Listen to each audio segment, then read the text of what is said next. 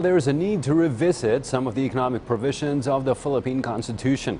Economic advisors are pushing for this to help attract more foreign investors to business in the country.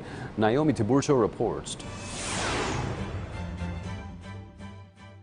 Some provisions in the Constitution need a thorough review in case charter change is pushed through, according to the administration's economic team. This as priority bills such as Foreign Investment Act, Public Service Act, and Retail Trade Liberalization Act are still awaiting the Congress green light. We need charter change in terms of the economic provisions of the Constitution. That is also what the President has already stated. And perhaps Congress will heed the President's directive on, revising the economic provisions of the Constitution. Particularly, the Foreign Investment Act.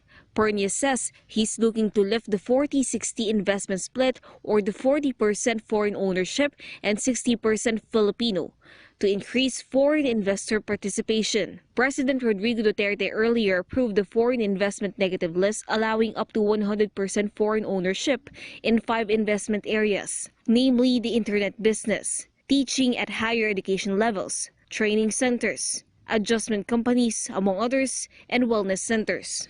Secretary Pernia shared the case of Vietnam, which experienced an improved economy after easing foreign restrictions and having opened up to 100% investment from foreigners in different sectors. If the Philippines fails to catch up in easing foreign restrictions, Pernia says Vietnam may surge ahead of the Philippines in terms of per capita gross national income.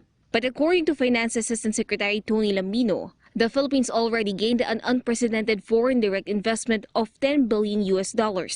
Meanwhile, NEDA's socio-economic report, an assessment of the administration's performance in 2018, is still underway. This tackles investments in human capital, health, nutrition, employment, and poverty metrics.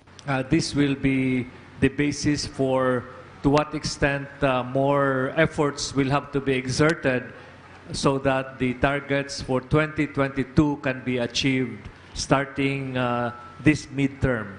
The Department of Budget and Management says agencies have pointed their priority programs and continue to align it according to the country's finite resources, as well as the macroeconomic assumptions, medium-term and long-term fiscal sustainability.